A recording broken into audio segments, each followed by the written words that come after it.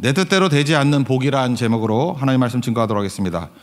호세아부터 말라기까지 12권이 소선지서입니다. 이 대선지서, 소선지서를 나누는 기준은 분량이라 그랬죠. 뭐 영성이라든지 성품 뭐 그런 게 아니고 그냥 글 많이 쓰면은 이게 대선지서고 글 조금 쓰면 소선지서입니다. 그래서 12권인데 대부분이 남쪽 유다가 정통이기 때문에 유다에 관한 내용들입니다. 딱 두 개인데 약간 내용이 길죠. 호세아하고 아모스, 이게 북쪽 이스라엘에 대한 내용입니다. 근데 특별히 아모스는 남쪽에 있는 사람이 북쪽에 올라가서 예언한 거예요. 그러니까 대부분이 남쪽이 기준이고 북쪽, 그러니까 순수하게 북쪽 이스라엘을 향해서 태어나서 말씀 증거한 거는 호세아밖에 없다라는 것입니다. 그러니까 하나님의 가슴 아픈 얘기를 제일 많이 호소했겠죠. 그리고 선교사에 해당되는 게 요나하고, 시기적으로는 BC 8세기입니다. BC 8세기가 선교사의 세기라고 말할 정도로 많은 선지자가 나왔습니다. 이유가 뭐냐? 시대가 악하기 때문에 그렇습니다. 북쪽 이스라엘은 여로밤 2세라 그래서 그 아합 왕가를 무너뜨리고 오므리 왕가라 그러죠. 그 예후죠, 예후 왕가에 5명의 왕이 있었는데 그 중에 여로밤 2세 때 제일 융성했습니다. 번영했고 나라적으로는 최고로 잘 살게 된 나라였다는 것입니다. 그래서 그때에 예언했던 내용들입니다. 그래서 1절 같은 데 보면은 지금 북쪽 이스라엘을 얘기하고 있는데 남쪽 유다의 왕들 이름 쭉 얘기하고 있죠. 뭐 누구누구 나오고 히스기야까지다. 정통이라 뜻이에요. 남쪽이 예배가 있기 때문에. 그리고 거기에 해당되는 게 북쪽이다. 여로보암 2세. 그죠? 이게 BC 8세기 때 겉으로는 되게 융성했을 때 하나님께서 호세아를 통해서 말씀을 주신 것이다. 이런 말씀입니다. 오늘 전반적인 메시지 내용은 그냥 다 뒤집힌다는 거예요. 겉으로 보이는 것과 실제가 다르다. 그런 거죠. 여로보암 2세 때는 국가적인 영토도 광개토 대왕같이 솔로몬 시대 때 영토를 다 확보했습니다. 그리고 그 당시에 그 전략 요충지 같은 데를 점령해가지고 무역의 이익도 되게 많았습니다. 그래서 돈도 많이 벌고, 그러니까 부국 강병 그런 시대죠. 그런데 우리가 금요일마다 살피는데 열왕기하 14장에 나오거든요. 그 23절부터 29절까지 이렇게 엄청난 왕인데도 불구하고 딱 7절밖에 묘사를 안 해요. 나머지 북쪽에 멍청한 왕들 같은 데도 되게 많은 분량을 할애하는데 이렇게 융성한 왕에 대해서 7절밖에 할애를 하지 않습니다. 무슨 뜻입니까?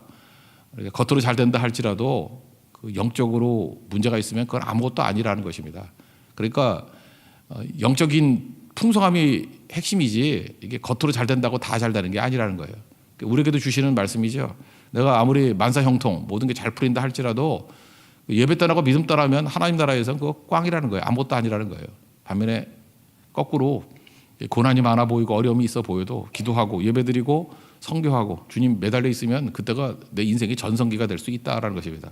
그래서 이 호세아서를 보면서 우리에게 주시는 말씀이 뭐냐면 껍데기를 보고 판단해서는 절대로 안 된다. 이거를 말해주고 있다는 것입니다. 먼저 시대 상황을 한번 보겠습니다. 1절 읽겠습니다. 시작.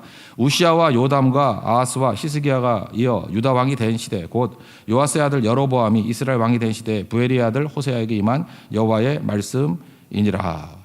우리가 힘을 가지려는 이유가 무엇입니까? 내 뜻대로 되고자 하는 거 아니에요. 그러니까 내 뜻대로 되는 것이 복이 아니라는 거죠. 오히려 내 뜻대로 하나도 안 되고 오히려 하나님의 이렇게 끌려가는 것 같이 보일 때가 오히려 복된 시대다. 이런 것을 말해주고 있다는 것입니다. 그러니까 목표가 뭔지를 명확히 알아야 되는 거죠. 우리가 돈이라든지 시간이라든지 고난 이런 건 소모품이기 때문에 소모품은 많이 있어도 뭐 그만, 적어도 그만, 좀 없어도 괜찮죠. 이렇게 배를 웅크리고 전진하면 되는 거 아닙니까?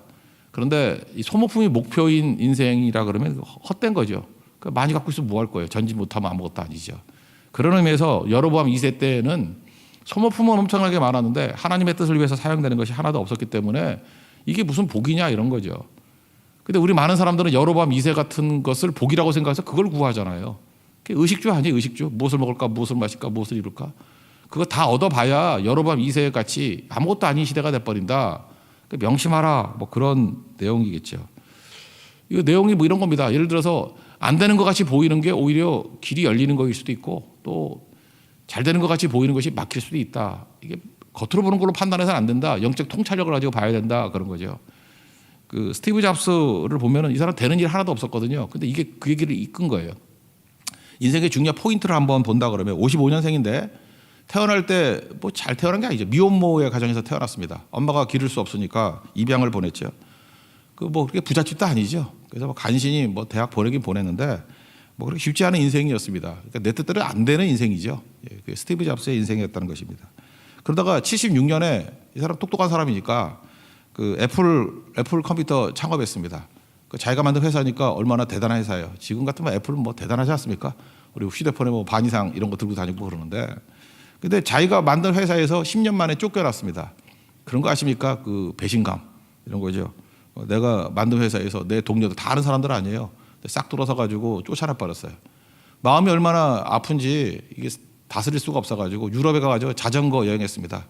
그 자전거 유럽에 산이 많거든요. 그래서 미국은 평지가 많아서 자전거 타려 그러면 유럽에 가야 됩니다. 재밌기도 하고.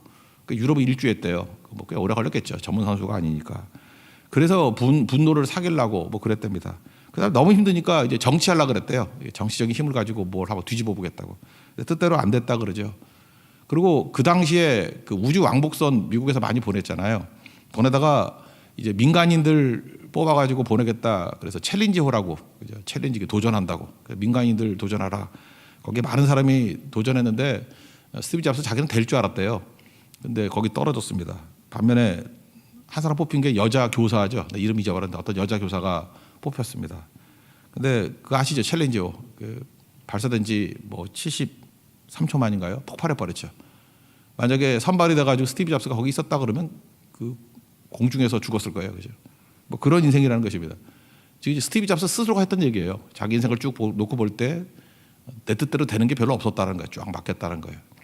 그래서 살아남게 됐고, 그래서 애플의 뜻을 이루게 되었다. 뭐 그런 뜻으로 얘기를 합니다. 저는 이게 되게 인상적이었어요. 이유가 뭐냐? 우리는 힘과 뭐 권력, 돈 뭐 이런 걸 가지고 내 뜻대로 되는 기분으로 살잖아요. 근데 그게 내 뜻대로 다 됐다 그러면 여러분 가운데 지금 온전하게 서 있을 사람이 몇 사람이 돼 있을까? 그렇지 않다라는 거죠. 하나님의 뜻이 더 중요한 거죠. 섭리. 하나님이 내 인생을 이끌어가는 게 내가 볼 때는 내 뜻대로 안 되는 것 같이 보이고 멀리 가는 것 같이 보이지만 지금의 이 자리에, 은혜의 자리에 서 있게 된 것이 하나님의 뜻대로 인도함 받았기 때문에 그렇다는 것입니다. 이거 알면 기도가 확 바뀌어버립니다. 내 뜻대로 마옵시고 아버지의 뜻대로 되기를 원합니다. 호세아서가 말하는 게 다 뭐 그런 내용이라는 것입니다. 그래서 이걸 깨닫게 된 사람은요, 삶의 태도가 바뀌는데 뭐냐면 억지로 잘 안 해요. 이게 철없는 사람들이 뭘 자꾸 억지로 하려고 그래. 이게 분위기도 되지 않고 뭐 이렇게 막히면은 좀 기다릴 줄도 알고 뭐 하나님의 뜻이 있겠지. 하나님이 제일 좋은 것을 이끄시겠지. 합력하여 선을 이루시겠지. 그러면서 좀 머무르고 기다릴 줄 알아야 된다는 것입니다. 근데 이걸 모르는 사람은 억지로 한다는 게 뭐예요? 내 뜻대로 관찰하겠다는 거 아니에요. 그러니까 억지로 하면은 문제가 된다는 것입니다. 이사야서 55장 8절과 9절 우리 맨날 읽는 거 아니에요. 내 생각과 너희 생각과 다르고 내 길은 너희 길과 다르다. 근데 길은 너희 길보다 높고 내 생각은 너희 생각보다 높다. 차원이 다르다. 뭐 이런 말씀 아닙니까? 그러니까 억지로 하는 게 아니라 하나님께서 더 높은 생각을 가지고 더 높은 길로 나를 이끌어 가시는구나 라고 하면서 맡기는 게 더 중요하다는 것입니다. 뭐 이런 거 뭐 없을까 한번 찾아보니까 사실 우리 크리스찬하고는 별 관계가 없는데 갑자기 지난번 성찬식을 했을 때 왜 이렇게 술이 독해요? 뭐 이런 사람이 있더라고요. 그래서 좀 좋은 거 없을까 하고 이렇게 찾아보다가 우연찮게 발견한 게 있어요. 그 와인 중에서 귀부 와인이라는 게 있더라고요. 귀부 와인. 귀할 귀자에 부패할 때 썩을 부자. 그러니까 귀하게 썩었다 뭐 이런 뜻이에요. 한자죠. 귀부 와인. 이건 뭐냐 하면은 그 와인을 포도를 만들 때 포도가요. 그 무슨 푸른 곰팡이 균인가 뭐 그런 거가 이렇게 싹 들어가 가지고 수분이 다 빠져버린대요. 그럼 좋은 거 아니죠. 뭐 페니실린 발견하는 거 비슷한 것 같아. 그죠? 거기서도 푸른 곰팡이 나오는 것 같은데 푸른 곰팡이가 들어가지고 수분이 쫙 말라버린대요. 그러면 그 포도 뭐 누가 먹어요? 수분 없는 포도를. 그래서 쭈글쭈글해진대요. 아니 우리 피부도 탱탱한 게 좋은 거지 쭈글쭈글한 피부를 누가 좋아하겠어요? 쭈글쭈글해진답니다. 그래서 수분이 빠지고 쭈글쭈글해가지고 당분이 되게 높아진대요. 당분이 높아져가지고 그걸로 이 부패한 그 포도를 가지고 와인을 만들면요, 그 당도도 높고 그 다음에 약간 뭐 씹히는 게 있대요. 뭐 덩어리 같은 게. 다 좋아요. 한번 먹어본 적이 없으니까. 귀부 와인. 이래서 나온 와인이 있대요. 근데 최고로 좋은 게 한 병에 얼마냐? 8천만 원이래. 여기서 눈이 확 터지더라고. 와인 한 병에 8천만 원? 그래서 그 다음부터 귀부 와인 이런 걸 되게 높이 봤어요. 뭐 이런 게 다 있구나. 그러면서 그 설명하길 그렇게 설명을 하는 거예요. 만약에 그 와인 만든 사람 입장에 놓고 보자는 거예요. 포도를 재배를 했는데 이렇게 곰팡이균이 들어가가지고 수분이 다 빠지고 쭈글쭈글해지고 그러니까 일그러지고 볼품이 없는 거 아니에요? 그죠?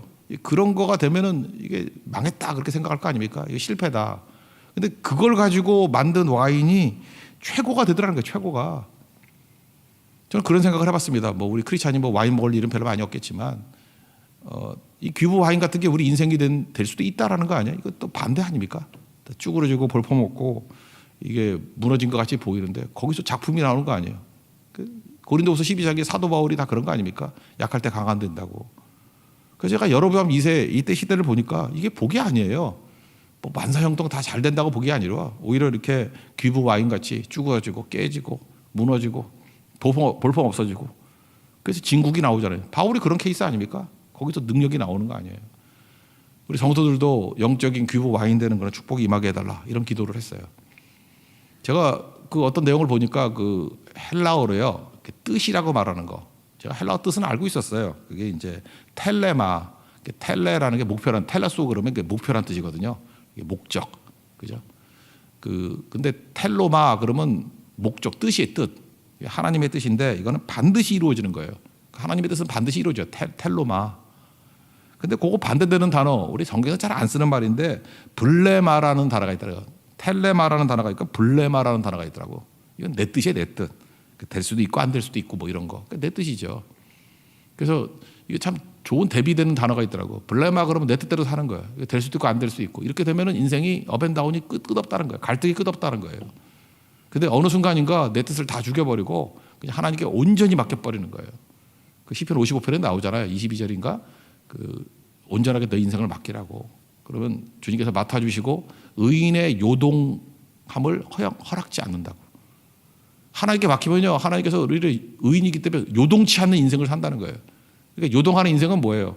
그 블레마, 내 뜻대로 살면 맨날 됐다 그런 인생을 살아가는데 텔레마의 인생, 그러니까 하나님의 뜻이 이루어지는 인생을 살려고 그러면 온전히 맡겨버리고 그러면 요동치 않는 인생, 의인의 요동함을 허락지 않는데요. 그게 하나님 백성들이 살아가는 길이라는 것입니다. 그래서 오늘 여러분 2세 때 보여주는 게 뭐냐면 너는 힘이 있다고 네 뜻대로 살아가지. 그게 잘 되는 게 아니야.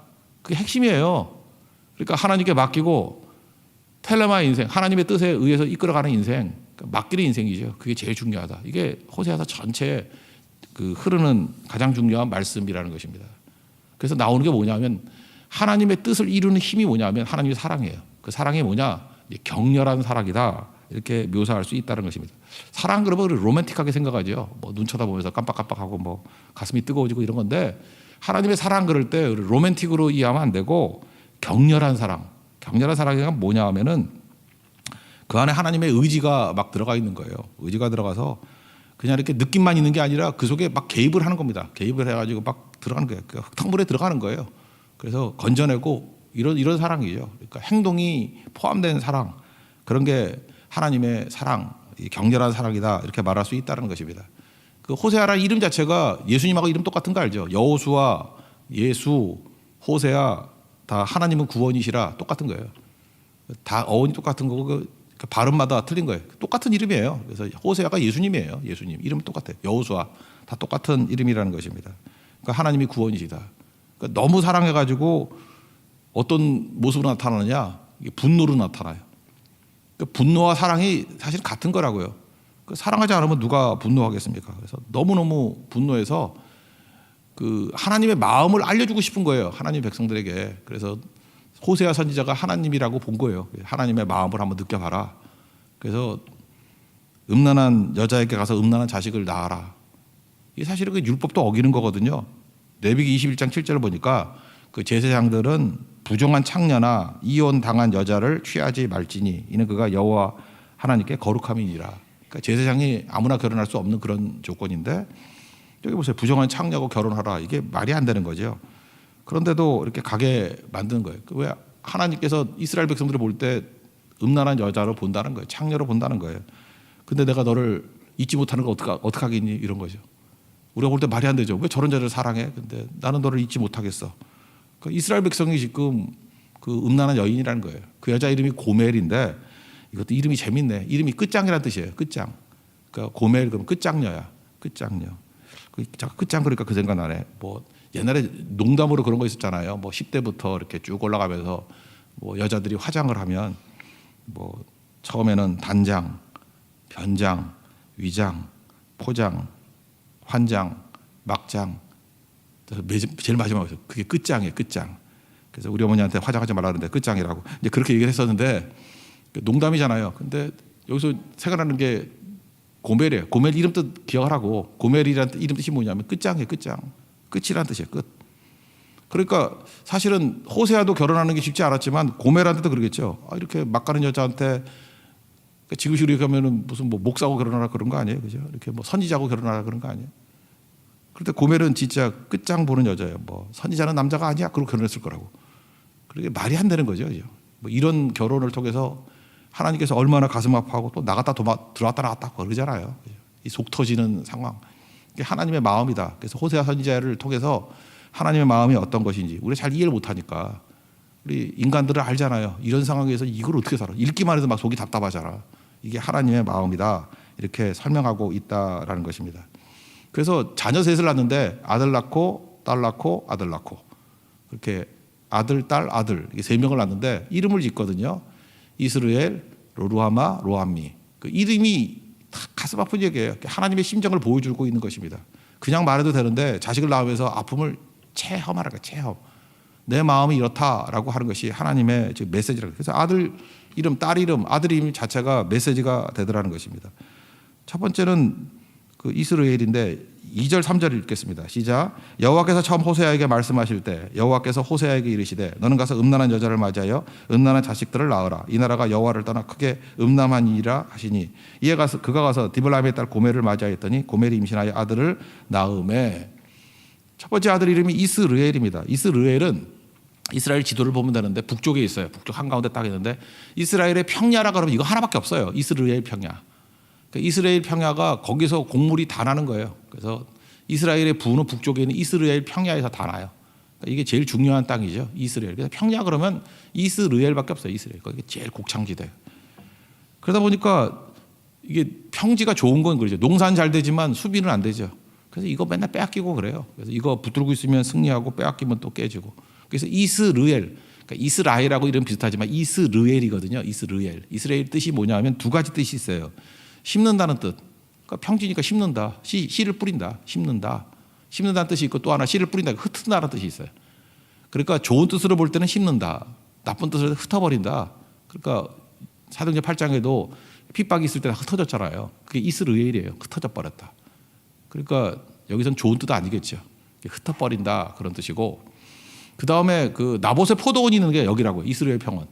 거기서 아합이 이거 뺏었죠. 뺏어가지고 그 이스라엘 평원에 있을 때 거기서 나중에 예후를 보내가지고 이렇게 여로밤 2세 할아버지예요. 예후를 보내가지고 아합 가면 다 죽여버리잖아요. 그래서 아합의 아들이 이게 내가 볼 때 부인이 많았던 것 같아요. 아들이 70명이었다고. 그 아들 70명을 다 죽여버려요. 이스라엘 평원에서. 그리고 그의 아내가 이세벨이죠. 이세벨도 여기서 죽여버려요. 그래서 여기서 개가 와서 피를 핥고 한다는 게 이스라엘 평원이에요. 그러니까 이 당시에 여로밤 2세 당시에 이스라엘 그러면 느낌이 뭐로 오냐면은 대학살 극이 벌어진 곳이에요. 그런 의미가 있다고. 킬링필드. 캄보디아 가면 킬링필드 있죠. 킬링필드. 그러니까 첫 번째 아들 이름이 당시 이름 잘 안 짓는 거였는데 킬링필드예요. 대학살. 그죠? 그러니까 하나님이 아픈 마음을 표현하는 거죠. 너 이제 다 흩어버린다. 대학살이다. 그러니까 뭐 아픔이 있는 곳이죠. 그렇게 이름을 지었다는 것입니다. 그러니까 경고죠, 경고. 풍요롭다고 그러지만 첫 번째 아들 이름 이스라엘이다. 그 아합에 가면 다 죽였던 거 마찬가지로 근데 다 죽는다. 그런 뜻이에요. 다 죽는다. 4절 5절 읽겠습니다. 시작. 여호와께서 호세아에게 이르시되 그의 이름을 이스라엘이라 하라. 조금 후에 내가 이스라엘의 피를 예후의 집에 갚으며 이스라엘 족속의 나라를 패할 것임이니라. 그날에 내가 이스라엘 골짜기에서 이스라엘의 활을 꺾으리라 하시니라. 뭐 이제 배경을 아시겠죠. 둘째 딸은 로루하마인데 히브리 단어에서 로자가 붙어 있다는 것은 반대란 뜻이에요. 그죠? not 또는 no 그런 뜻이니까 루하마가 극률이거든요. 불쌍히 여긴다. 이 루하마에 해당되는 게 헬라어에서는 스프랑코디조마이 불쌍히 여기면 기적이 나타난다 그랬죠. 그러니까 하나님이 루하마 불쌍히 여기면 구원이 있고 은혜가 있는 거죠. 그러니까 하나님이 나를 불쌍히 여겨줘야 될 거 아니에요. 그게 극률 아니에요. 불쌍히 여겨줘야지 내가 살 거 아니에요. 근데 불쌍히 여김이 없어졌다는 뜻이라고 부정어니까 루하마. 그러니까 내가 더 이상 너 불쌍히 안 여겨 그런 거죠. 근데 남쪽 유다는 예배가 있기 때문에 그래도 내가 불쌍히 여길 거야.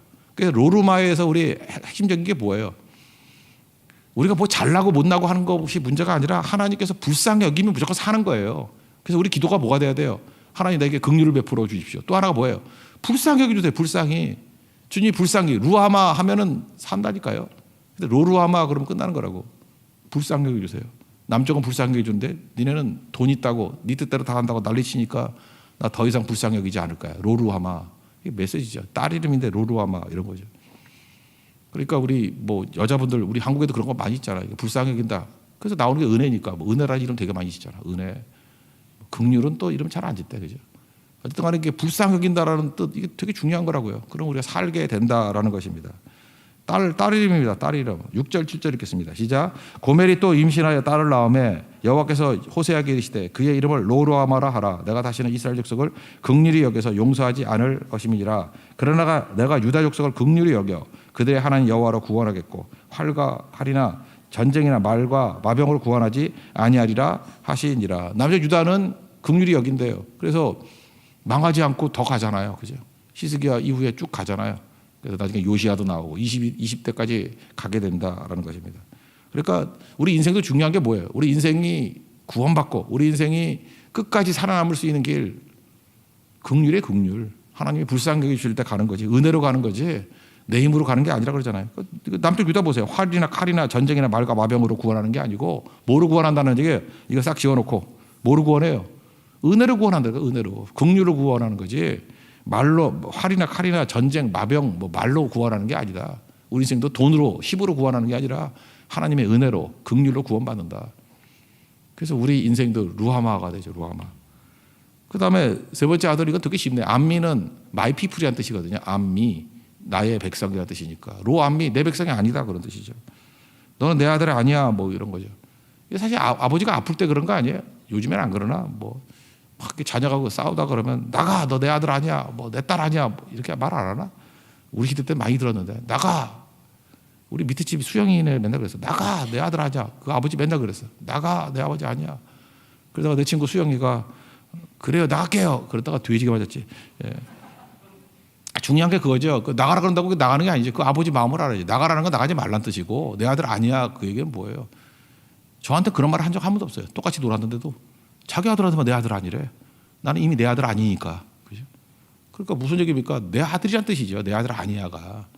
그러니까 이게 부정어가 그 반대 얘기예요. 내 백성 아니라는 게 내 백성이라는 뜻이고 긍휼히 여기지 않는다는 게 긍휼히 여긴다는 뜻이고. 사랑해 보셨어요? 사랑하면은 말이 이렇게 나와요. 그죠? 극단적으로 나온다고. 왜? 그게 너무 큰 거니까. 그죠? 그렇게 나온다는 것입니다. 그래서 8절 9절 읽겠습니다. 시작. 고멜이 로루하마를 젖댄 후에 또 임신하여 아들을 낳음에 여호와께서 이르시되 그의 이름을 로암미라 하라. 너희는 내 백성이 아니요 나는 너희 하나님이 되지 아니할 것임이니라. 궁금한 게 왜 하나님께서는 사랑이 이렇게 분노로 나타나느냐? 이게 격렬한 사랑이기 때문에 그렇습니다. 이렇게 관념적인 사랑이라 그러면 뭐 사랑해, 뭐 좋아해, 뭐 이렇게 단어들 나열할 수 있죠. 여러분 말이 멋있다고 진짜 사랑 아니에요. 제가 이렇게 잘 보니까요. 그 진짜 사랑할 때에는 분노심이 있더라고. 분노심이.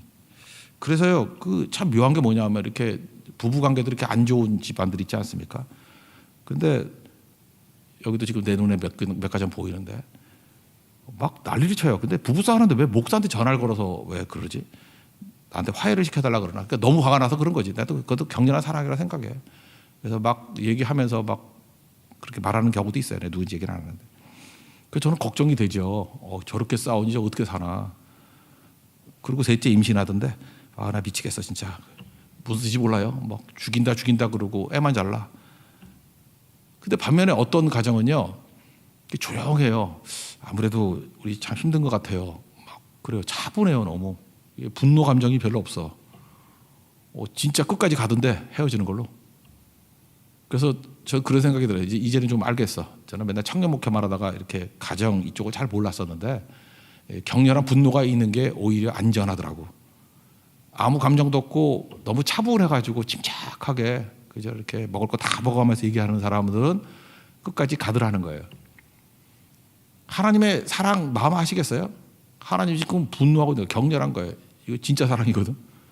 버릴 수 없다라는 거예요. 너무너무 뜨겁게 사랑한다는 거죠.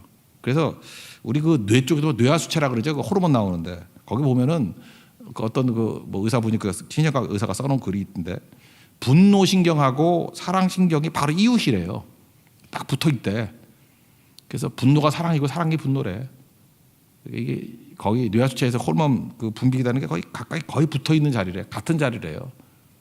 그래서 여러분들 하나님을 믿을 때도 어떤 때는 이게 뜨거운 사랑이 나올 때 그 하나님의 사랑이 어떤 공격을 받거나 막 이럴 때 이게 분노로 나온다고. 다윗이 그랬죠. 하나님 너무너무 사랑하잖아. 근데 골리앗이 와가지고 하나님 모욕하고 하니까 네가 뭔데 내 사랑하는 하나님을 그럴 수 있냐. 그러면서 나머지 다 가만히 있는데 혼자만 열받아 하잖아요. 사랑도 뜨겁고 분노도 뜨겁고. 그게 진짜 사랑이라는 것입니다. 하나님이 지금 그걸 우리에게 보여주고 있다라는 거예요. 너무 사랑하기 때문에 이게 고통으로 느껴진다는 거예요. 고통으로. 하나님의 사랑은 기계적인 사랑 그런 거 아니고 아픔을 실제로 느낀다라는 것입니다. 막 느낀다. 저희 외갓집이 이북 사람이거든요. 북한에서 이렇게 내려오신 분들인데, 근데 지금도 이게 할아버지 이제 생각이 나요. 할아버지 생각나는데 그 딸이 8명이고 아들이 4명이에요. 하여튼간에 무지하게 딸만 낳다가 그 아들 4명도 뒤쪽에서 몰아서 낳았어. 그러니까 하여튼 엄청 딸 많은 집이었어. 그러니까 우리 어머니도 5번째 딸인데 그냥 딸만 스트레이트로 나는 그 희박한 확률에서 태어나신 분들이에요. 그리고 뒤쪽에 이제 아들이 4명이 몰아서 나온 건데 하여튼 12이에요. 자녀가 12. 지금도 다 어디 계신지 모르겠어요. 계속 낳고 있기 때문에 한 200명도 넘어요. 뭐 전 세계에서 흩어져서 낳고 있기 때문에. 그래서 우리 가족도 잘 모르겠는데, 근데 우리 할아버지가 보면 옛날 분이기 때문에 아들을 훨씬 좋아했던 것 같아요. 딸에 대해서는 뭐 그렇게 얘기한 거 없는 것 같은데, 그 우리 할아버지가 조금 더 사랑했던 어떤 아들이 있어요. 근데 내가 어렸을 때 기억이 나. 가면은 이게 이북 사람들 목소리 크잖아요. 평안도 사람인데 나가가지고 그렇게 아들 욕을 하는 거야. 저놈이 하라는 공부는 안 하고 뭐 놀기만 하고 뭔 짓 하고 동네 사람 다 듣게. 그때 우리 삼촌이 항상 힘들었던 게 뭐냐 하면 부끄러워 죽겠다고 집에서 얘기하지 왜 나가가지고 동네 방네 저 떠들고 다니냐고. 근데 그게 보니까 사랑이에요. 사랑.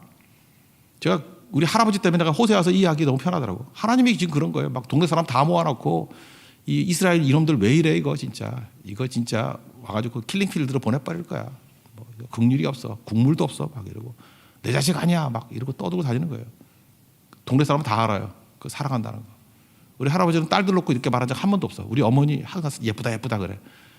예쁜 게 아니었지. 그러니까 하나님의 사랑이 이렇게 격렬한 거라고. 옛날에 그 남아선호사상이 있었잖아요. 그때 그 어르신들의 그 모습, 본심이 다 드러나더라고. 진짜 사랑하는 아들에 대해서는 분노로 나타나고, 그냥 뭐 별거 아닌 딸들에 대해서는 그냥 대충 나타나더라고. 그래서 어려서부터 하여튼 뭐 좋은 건지 나쁜 건지 모르지만 사랑이 뭔지는 깨달은 것 같아요. 그다음에 노년에 뭐 효도는 뭐 딸들이 다 하대.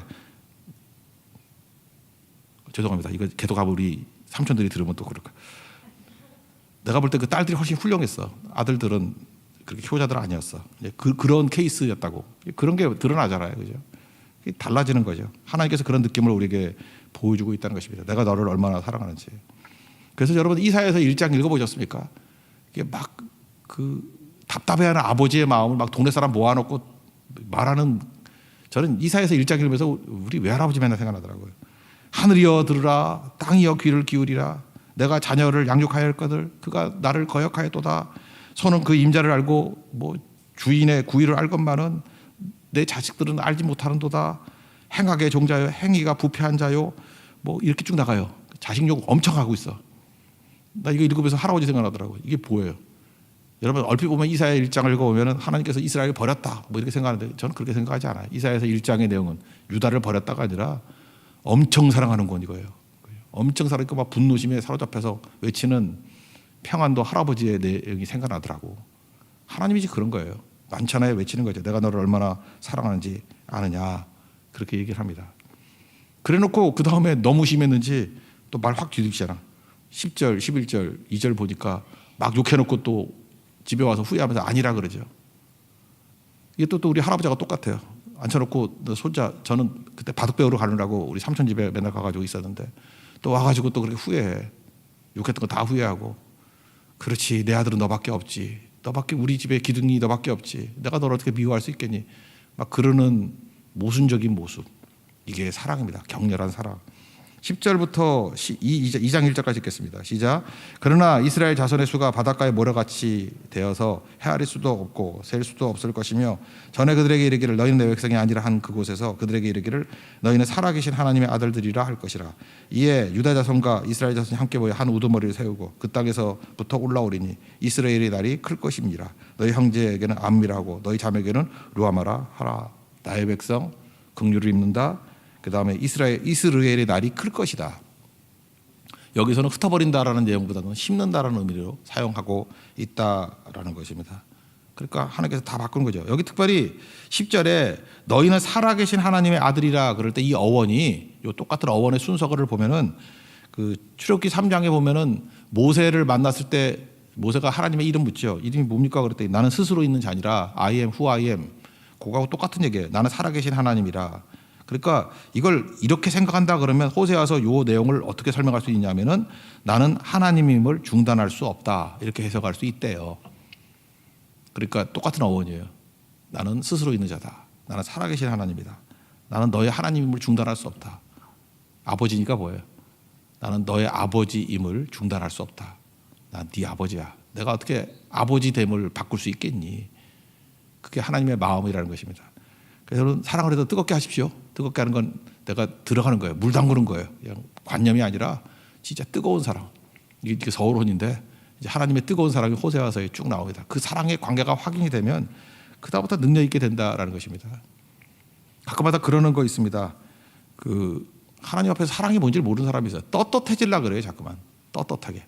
그래서 지금은 내가 교회 못 간대. 왜냐하면 내가 이렇게 성공해가지고 떳떳한 마음으로 하나님 앞에 간대요. 그럼 죽어도 못 옵니다. 사랑은 뭔지 알아요? 초라한 모습 그대로 가는 거예요. 탕자같이 가서 안겨버리는 거지. 우리 아버지가 워낙 크신 분이기 때문에 그래요. 우리에게 돌아갈 집이 있습니다. 사랑하시는 아버지가 계십니다. 돌아오면요 이스라엘 이게 이제 흩어버린 것을 심는다. 크게 만드시다는 뜻도 있거든요. 풍성해진다. 그 이스라엘의 두 가지 뜻 중에서 좋은 뜻으로 하나님께서 일하신다 그렇게 나오는 거고, 그다음에 긍휼 불쌍히 계실 것이고 내 백성이라고 그러고 안아주시는 아버지가 계신다는 거예요. 그래서 오늘 전체적인 핵심이 뭐예요? 버린 것 같은 게 이게 사실은 우리를 건지는 거고 잘 되는 것 같은 게 무너지는 거라는 거예요. 영적 분별력입니다. 겉의 모양이 아니라 우리 하나님의 사랑을 깊이 알아서 사랑하기 때문에 우리를 건져주시는 거고 사랑하기 때문에 우리를 치시는 거예요. 그 마음이 잃지 않는다 그러면 넘어지지 않는 하나님의 거룩한 백성이 될 것입니다. 자리에서 일어나겠습니다. 내용은 안전합니다. 찬양하겠습니다. 아버지가 계시기 때문입니다.